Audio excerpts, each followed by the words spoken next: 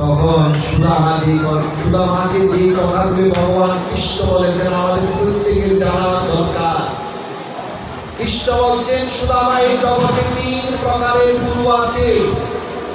প্রথম গুরু হচ্ছেন মাতা পিতা, দ্বিতীয় গুরু ব্রাহ্মণ গুরু, শিক্ষা গুরু, দীক্ষা গুরু, আর তৃতীয় গুরু হচ্ছেন ভগবান নিজে, জ্ঞান গুরু। দুর্ভাগ্যজনক হলেও সত্য, প্রথম গুরুকে আমরা ভুলে যাই। সন্তান বড় বড় বিল্ডিং করে, ডাইনিং রুম, বেডরুম করে, কিচেন, কিন্তু 2 শ্রেণীর মানুষের থাকার জায়গার বড় অভাব। এক হলো মাতা পিতা, আর এক হলো ভগবানের ঠাকুর ঘরটা যত ছোট করা যায়। মনে রাখবেন, পুরোহিত ভগবান পাবে। এই জগতে ভগবান কৃষ্ণ বলেছেন শেষ উপদেশে, এই জগতে মাতা পিতার ভালোবাসা হলো উত্তম ভালোবাসা।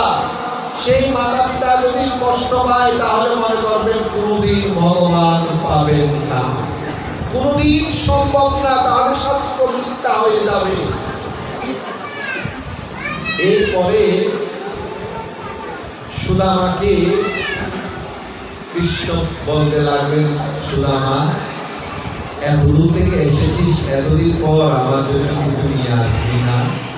ভগবানের বলার মধ্যে যে আনন্দ, যে মানবতা, যে সৌন্দর্য, সুদামা হৃদয়টি ভেঙে যাচ্ছে। কেন?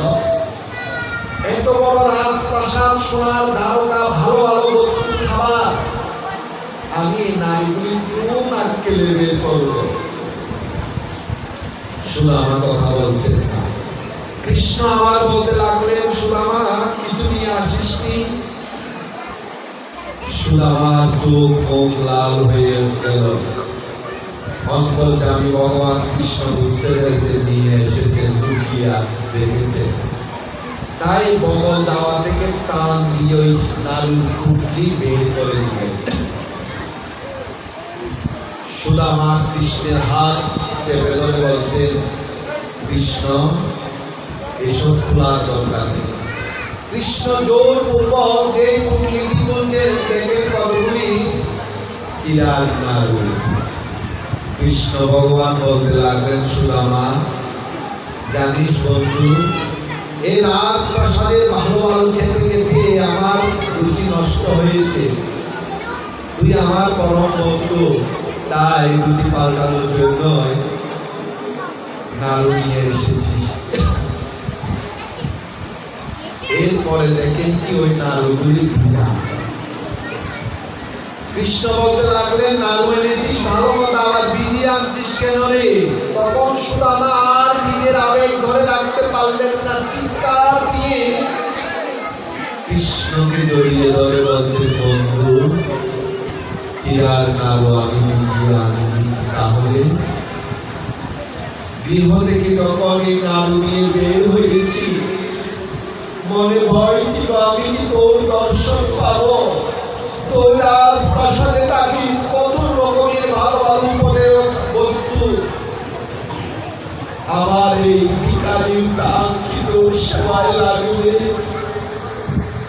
তাই এই ভয়ে কাঁদতে কাঁদতে আমার বসন ভিজে গিয়ে চন্দনের জলের চিরার নাড়ুও ভিজে গিয়েছে।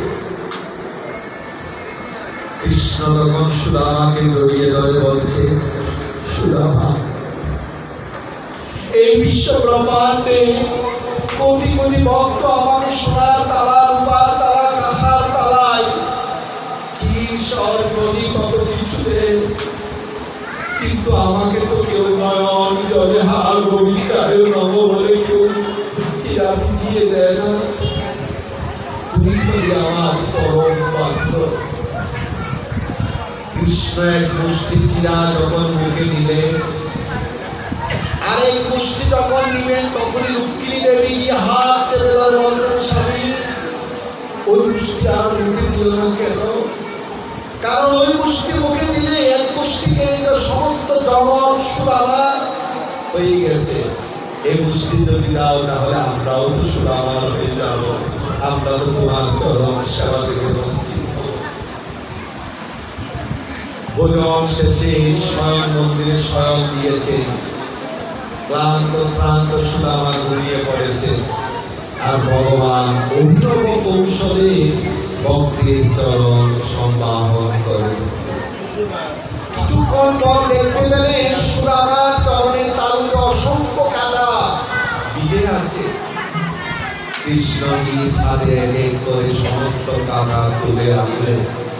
একটি কাঁটা এত গভীরে প্রবেশ করেছে, অন্য কাঁটা শুয়ে নেজে পূর্বে ওই সময় দৈত্য ভগবানের নেই, তাই নিজের দাঁত দিয়ে ভক্তের চরণ থেকে কাঁটা তুলে নিয়ে আসলেন। দেখুন ভক্তকে ভগবান কত ভালোবাসেন। 8-10 দিন থাকার পর সুদামা কৃষ্ণকে বলছেন, কানাই এবার তাহলে যান।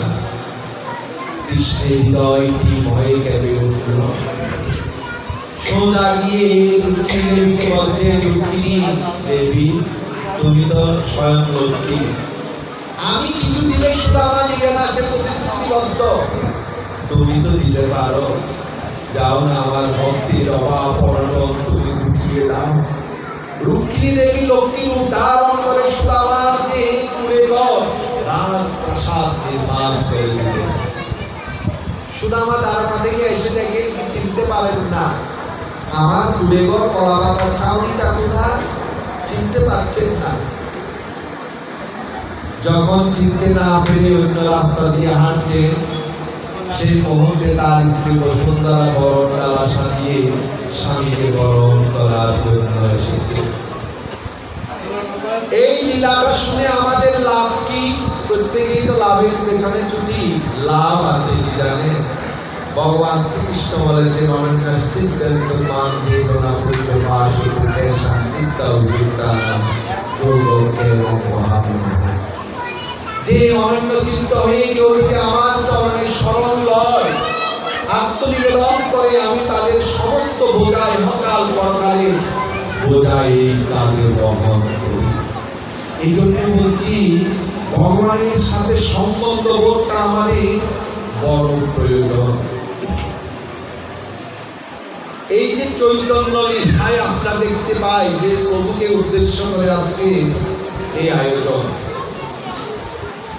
চৈতন্য মহাপ্রভু এমন একজন অবতার, বলছেন অবতার সার গোড়া অবতার তারে কেন না চিনিনি। চৈতন্য ভগবানকে যদি না চিনেন তাহলে কৃষ্ণকে কোনো কালে কস্মিন কালেও পাবেন না।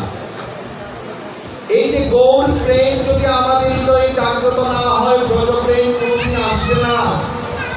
বৃন্দাবনে আজকে গিয়ে রাধাকুণ্ড, শ্যামকুণ্ড, বংশীবর সব জায়গায় গিয়ে কত আমরা প্রণাম করি, গড়াগড়ি দিয়ে জানেন এই চৈতন্য মহাপ্রভু না হলে সব ঘটনা ধান পেয়ে গিয়েছিল।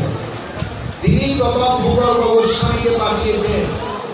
তাই চৈতন্য লীলা বাসুবোস বলেছেন, যদি গৌর না হইত কেমনই হইত, কেমনই হইতাম রে রাধার মহিমা প্রেম রস সীমা জগতের আনন্দ। এই রাধা কৃষ্ণের যে প্রেম, এটি এই জগতে জানিয়েছেন চৈতন্য মহাপ্রভু। যদি বলেন মহাপ্রভু যে নাম দিয়েছেন হরিনাম, বিদগ্ধ মানব নাটকে রূপ গোস্বামী বলেছেন, অনর্পিত চরিত্রার করুণায় অবতীর্ণ কল সমর্পয়ী উন্নত উজ্জ্বল রসাংশ ভক্তি। বলেছেন চৈতন্য মহাপ্রভু এবার এসে অনর্পিত যা অর্পণ করা হয়নি তা দিয়েছেন। চিরকাল নাহি করি প্রেম ভক্তিদান, ভক্তি বিনা জগতে নাহি অবস্থা। এই প্রেম কি? কৃষ্ণ আস্বাদনের উদয় হলো প্রেম। সে প্রেম দিয়েছেন চৈতন্য মহাপ্রভু। একটি প্রশ্ন আমাদের মনে আসে না? বৃন্দাবন লীলাকে বলা হয় প্রেম লীলা, সমস্ত লীলার সাধ্য শিরোমণি লীলা হলো বৃন্দাবন লীলা। তাহলে বলছেন চৈতন্য মহাপ্রভু প্রেম দিয়েছেন, কৃষ্ণ দেননি। চৈতন্য চৈতামৃত বলেছেন, কৃষ্ণ যদি ছুটে মুক্তি মুক্তি লইয়া প্রভু প্রেম না দেন রাখেন কোথায়। কৃষ্ণ ভগবান প্রেম দিয়েছেন, অর্থাৎ বলেছেন কৃষ্ণ যদি ছুটে মুক্তি মুক্তি দিয়া প্রভু প্রেম না দেন রাখেন কোথায়। ভগবান কৃষ্ণ প্রেম দেননি, লুকিয়ে রেখেছেন। যদি প্রশ্ন করেন এই দুজনের কথা, আমার কথা নয়, শাস্ত্রের কথা। দেননি কিভাবে? যেমন ধরুন দুর্গা পূজা উপলক্ষে আপনি আপনার স্ত্রী পুত্রদের দামি অলঙ্কার বস্ত্র দিয়েছেন, এটাকে আপনাকে দানি বলবেন? আপনি উপহার দিয়েছেন প্রিয়জনকে। দানি তখনই হবে যখন যারা ভিখারি দরিদ্র এদেরকে যখন আপনি দিবেন, তখন আপনাকে দানি বলা হবে। তাই কৃষ্ণ প্রেম দিয়েছেন কাদের? ব্রজের জনদের, দ্বিজজনদের। সাধারণ মানুষ প্রেম পায়নি। আর এই সাধারণ মানুষকে প্রেম দিয়েছেন চৈতন্য ভগবান, যার কারণে চৈতন্য মহাপ্রভুদের গান বলেছে। চৈতন্য মহাপ্রভু এই নামের মধ্যে শাস্ত্রকাররা বলেছেন শ্রী চৈতন্য মুকুট ভিন্ন হরে কৃষ্ণ বর্ণনা। এই হরে কৃষ্ণ মহামন্ত্রের মধ্যে কৃষ্ণ নাম তো মহাপ্রভুর আগেও ছিল, রাম নাম ছিল, কিন্তু ওইসব নামে এত মাদকতা, এত শক্তি ছিল না। এই নামে এত শক্তি কে আনলো? আসা প্রশ্ন। এই নামে আনলেন হলো মহাপ্রভু। কেন? শ্রীমতী রাধারানী কৃষ্ণকে হারা হয়ে যে দশম দশা হয়েছিল, চিন্তা জাগরণ উদ্বেগ তাবন পরিণততা দশা। এই কৃষ্ণহারা বেদনা চৈতন্য মহাপ্রভু রাধারানীর সে বেদনা ওই হরি নামের প্রতিটা অক্ষরের মধ্যে সম্পূর্ণ করে দিয়েছে, যার কারণে এই নামে এত মধুর। সেটি কিরকম জানেন? যেমন ধরুন একটা বাড়িতে আগুন লেগেছে, আপনার পাশে একজন বসে আছে বন্ধু, তিনি বলছেন জানিস অমুকের বাড়িতে আগুন লেগেছে। তা আপনি জিজ্ঞেস করছেন কিভাবে লাগলো, কখন লাগলো, ততটা গুরুত্ব দিচ্ছেন। কিন্তু কিছুক্ষণ পর যখন একটা শিশু এসে বলতে লাগলেন কাঁদতে কাঁদতে চিৎকার করে, ওই বাড়ির শিশুটি আমাদের গৃহ আগুনে পুড়ে যাচ্ছে, কে কোথায় আছে, বাঁচান বাঁচান, আমরা সর্বশান্ত হয়ে গিয়েছি, তখন কিন্তু আপনি কলস নিয়ে বালতি নিয়ে বলছেন আগুন নিবানোর জন্য। কিন্তু কিছুক্ষণ আগে তো সে সংবাদটি পেলেন, আপনি তো জাননি গিয়েছেন জল নিবানোর জন্য, জাননি। এই শিশুর মুখে শুনে কেন গেলেন? কারণ ওই শিশুর চোখে মুখে ছিল সে ভয়ের চিহ্ন।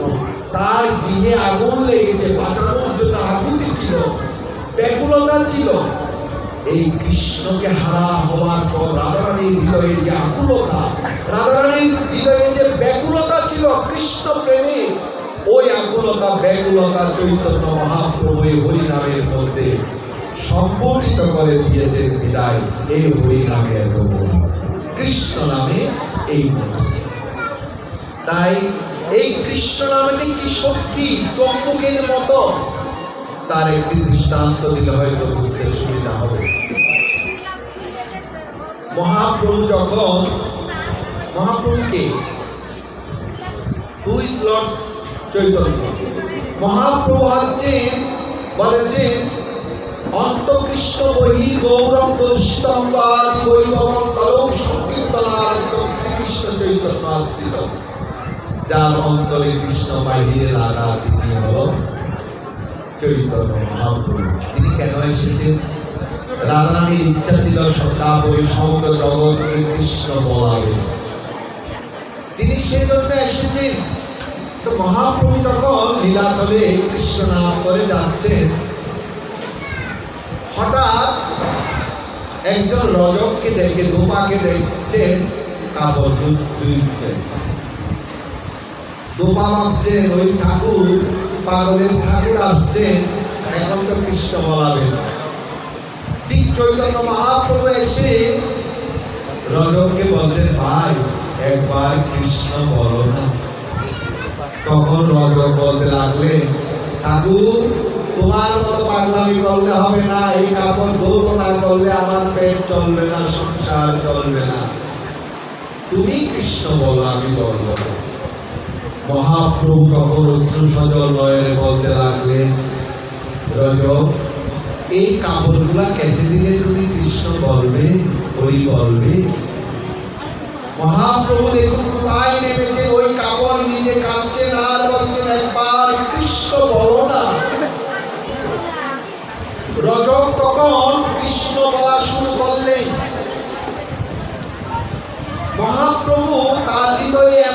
ওই কৃষ্ণ নামের বীজ অঙ্কুর করে দিয়েছেন, বপন করে দিয়েছেন। মহাপ্রভু চলে গেলেন নাম নিয়ে, কিন্তু রজকের নাম শেষ হচ্ছে না। রজক কৃষ্ণ নাম করতে করতে দুই বাহু তুলে পাগলের মতো শুধু কৃষ্ণ কৃষ্ণ বলছেন, যাকে দেখেন তাকে কৃষ্ণ বলেন। তার স্ত্রী যখন দুপুরে খাবার নিয়ে আসলেন, স্বামী দেখেন কি ওই গঙ্গার ঘাটে শুধু কৃষ্ণ কৃষ্ণ বলে নাচেন। স্বামী গ্রামবাসীকে চিৎকার দিয়ে ডেকে এনে বলছেন, অব গ্রামবাসী, আমার স্বামীর কি হলো? স্বামীকে কি ভুলে ধরেছে? ওই রজক কৃষ্ণ নাম এমন ভাবে করছেন, মুখে ফেরা চলে আসছে, নাম করতে করতে ভোলায় গলা করে দিচ্ছে। যে আর এসে রজককে মাটি থেকে তুলতে যায়, সেই নামে মোহিত হয়ে থাকে। গানেতে দেখবো একজনকে ধরলে আপনাকে যে স্পর্শ করবে তাকে শখ করে। প্রত্যেকটা গ্রামবাসী একজন আরেকজনকে যে তোলার চেষ্টা করে, সবার মধ্যে সেই কৃষ্ণ নাম এমন ভাবে আন্দোলিত হলো, সবাই দুই হাত তুলে সে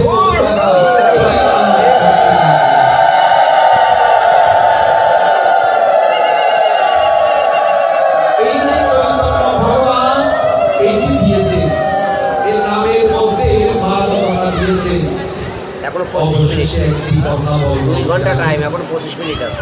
অবশেষে একটা কথা বলবো, এই নামে যে কি প্রেম, কি সময় কি হয়ে গেছে, আর 20 মিনিট করেন, 20 মিনিট। নামে যে কি প্রেম একটা দৃষ্টান্ত দিই। ভগবানকে পাওয়া যে কত কঠিন। আপনারা জানেন হস্তিনাপুরের রাজসভায় একটা অঘটন হয়েছিল, কি জানেন? সম্রাজ্ঞী দ্রৌপদীর বস্ত্র ধরে টেনেছিলেন। ওই দিনেই কুরুক্ষেত্রের যুদ্ধের বীজ বপন হয়েছিল। কালকেই দেখতে পাবেন, আসিয়া মারা গিয়েছে, কি সংগ্রাম শুরু হয়, কালকে সকালে দেখবেন। যেই জাতি নারী জাতির উপর হাত তুলেছে, সেই জাতি সেই পতন, এটা মনে রাখবেন। কুরুক্ষেত্রে যখন হস্তিনাপুরে দ্রৌপদীর উপরে হেন অপমান, সেদিনেই কিন্তু মহামন্ত্রী বিদুর মন্ত্রিত্ব ত্যাগ করে তার স্ত্রীকে নিয়ে গঙ্গার ধারে একটা কুঠিয়া করে সাধন ভজন করতেন। আর মহামন্ত্রী কলা পাতার স্বামী বিদুরের স্ত্রী তার স্বামীর মুখে শুধু কৃষ্ণ কথা শুনে, কৃষ্ণের রূপের কথা শুনে, কৃষ্ণের বীরত্বের কথা শুনে, আর শুনে শুনে কোথায় যেন হারিয়ে যায়। একদিন বিদুর গিয়েছেন গঙ্গার স্নানে। একটু লক্ষ্য করুন, গঙ্গা স্নানে গিয়ে শুনতে পেলেন আগামীকাল সন্ধির প্রস্তাব নিয়ে কৃষ্ণ গঙ্গার দ্বার দিয়ে যাবেন হস্তিনাপুরে।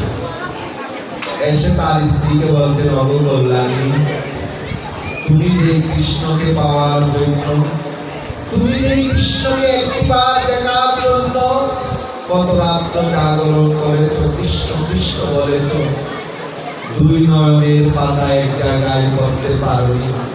তোমার সেই কৃষ্ণ আগামীকাল গঙ্গার দ্বার দিয়ে যাবে।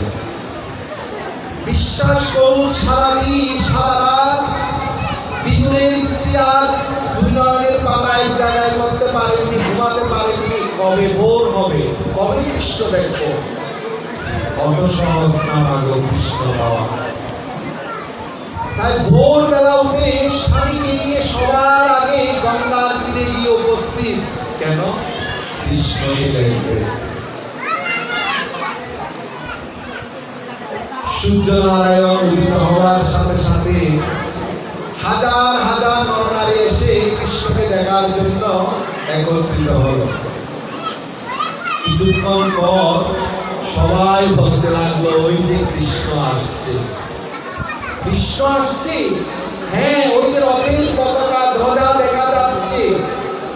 এই কথাগুলি সবার ভালো লাগলেও কৃষ্ণের ভালো, অর্থাৎ পরাশরীর ভালো লাগছে না, বিদুরের স্ত্রীর ভালো লাগছে না। কেন জানেন?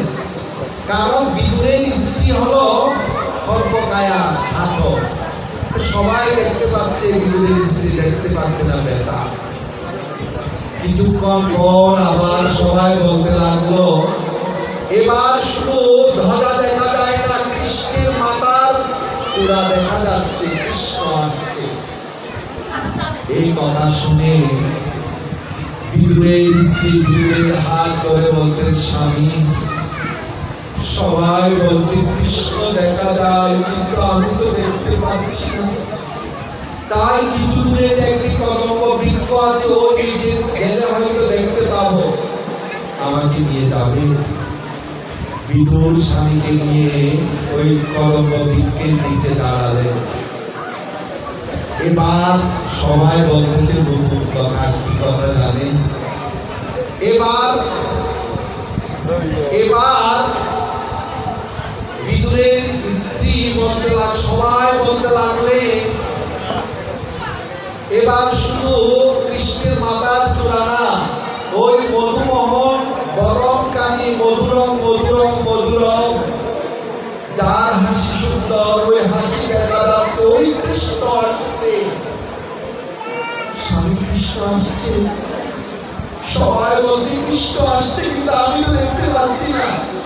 কারণ কৃষ্ণকে দেখার কি আকুলতা, কি ব্যাকুলতা! মনে রাখবেন, আকুলতা না থাকলে কৃষ্ণ পাওয়া যায় না। এমন ভাবে ব্যাকুল হয়েছেন, কাঁদতে কাঁদতে কোন সময় লাভ দিয়ে স্বামীর কাঁধের উপর উঠে গেছে, নিজেও জানেন। কাঁধের উপর যখন উঠলে এবার কৃষ্ণ দেখা যায়।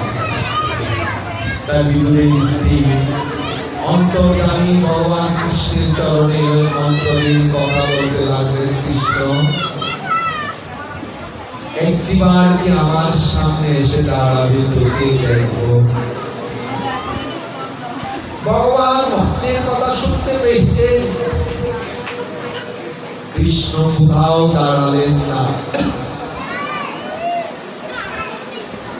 এসে দাঁড়ালেন বিদুরের স্ত্রীর সামনে। সে দিব্য রূপ লাবণ্য কৃষ্ণের মূর্তি দেখে, সৌন্দর্য দেখে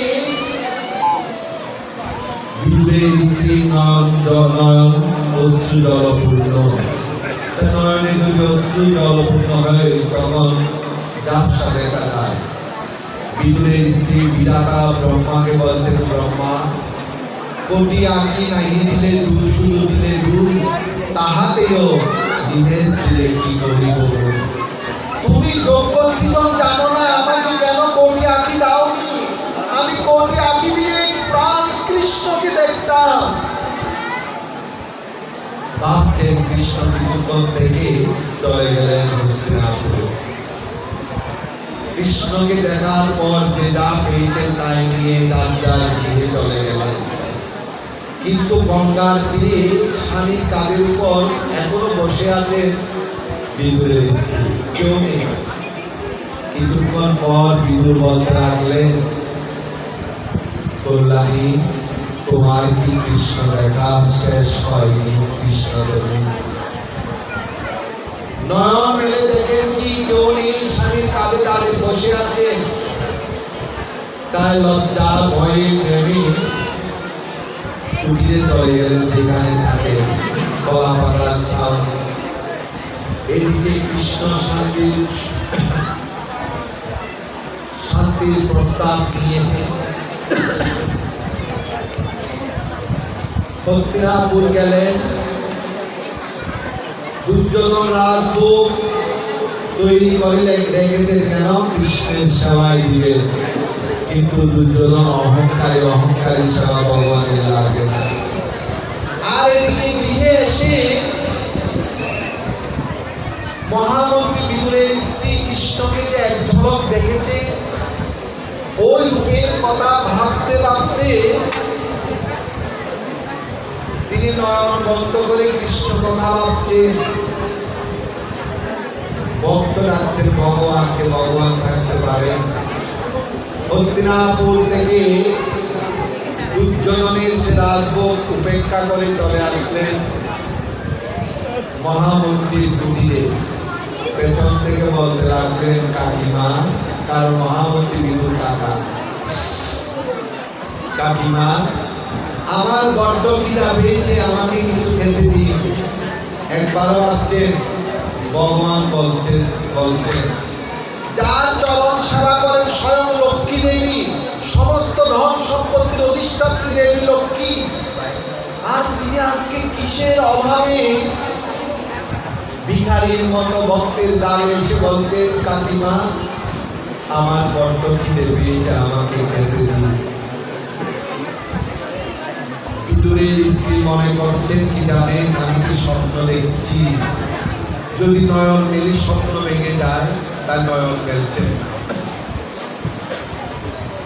কিছুক্ষণ পর ভগবান কৃষ্ণ আবার বলতে লাগলেন, কাকিমা আমার বড্ড খিদে পেয়েছে, আমাকে খেতে দিন।